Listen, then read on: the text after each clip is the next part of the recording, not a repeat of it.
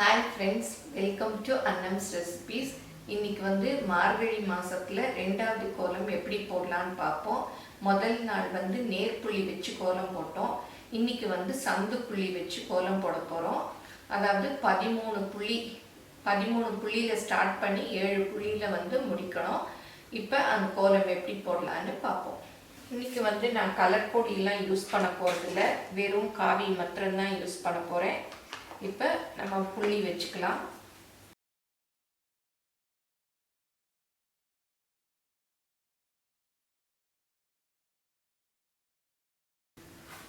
இந்த மாதிரி ரெண்டு புள்ளிக்கு நடுவுல ஒண்ணொண்ணு வைக்கிறது தான் வந்து சந்து புள்ளி. அதாவது இந்த ரெண்டு புள்ளிக்கு நடுவுல. இப்போ வந்து நான் ஃபர்ஸ்ட் 13 வச்சிருக்கேன். நேர் புள்ளியில வந்து நம்ம ஸ்ட்ரைட்டா வச்சு ரெண்டு புள்ளி விட்டுருவோம்.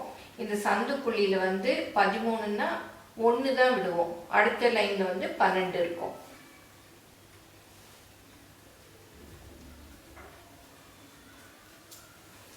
இதே மாதிரி 7 வரைக்கும் வச்சுக்கணும். இப்போ வந்து புள்ளி எல்லாம் வச்சாச்சு.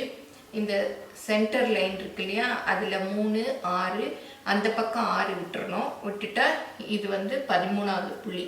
இதை கொஞ்சம் மார்க் பண்றதுக்கு திக்கா வச்சுக்கோங்க. வச்சுட்டு சுத்திக்கு ரவுண்ட் போட்டுறணும்.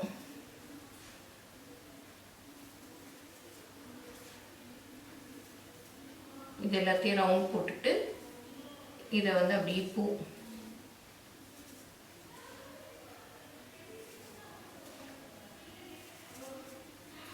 இதே மாதிரி இந்த இங்கேயும்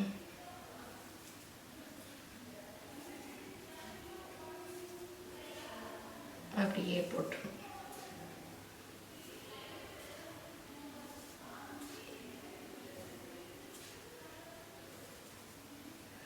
இதே மாதிரி 6 பூ போட்டுறணும்.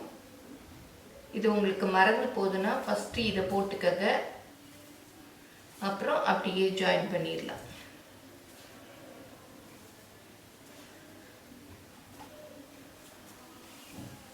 இப்போ சென்டரில் போட்டாச்சு.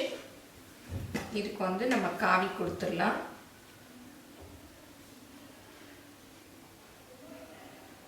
நீங்கள் கலர் வேணும்னாலும் கொடுத்துக்கலாம். அது உங்க இஷ்டம்தான்.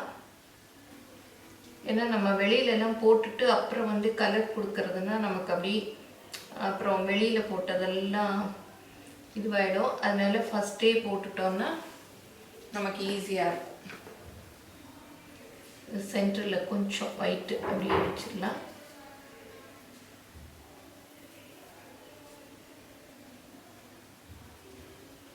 இது ஒரு ரவுண்ட் பண்ணிட்டு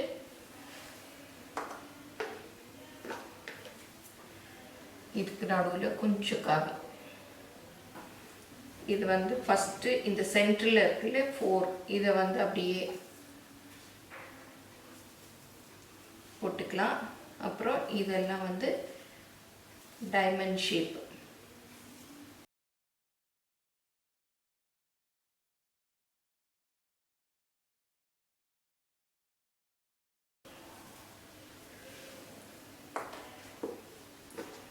இதில் வந்து இந்த சென்டரில் இருக்கு இல்லையா, இதில் வந்து நம்ம காவி கொடுத்துக்கலாம்.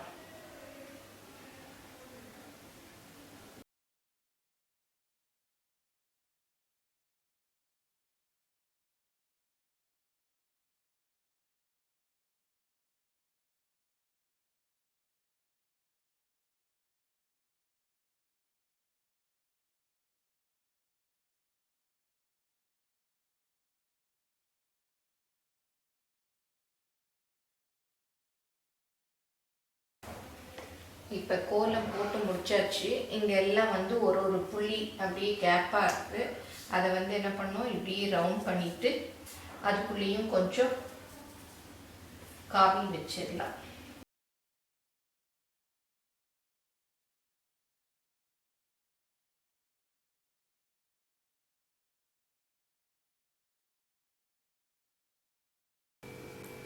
இப்போ பாருங்கள், இந்த கோலம் நம்ம வந்து ஃபினிஷ் பண்ணி முடிச்சாச்சு. இந்த கோலத்தை எல்லாரும் ட்ரை பண்ணுங்கள். நீங்கள் போட்ட கோலத்தெல்லாம் எனக்கு மெயிலில் அனுப்புங்க. நான் கம்யூனிட்டியில் ஷேர் பண்ணுறேன். தேங்க்யூ.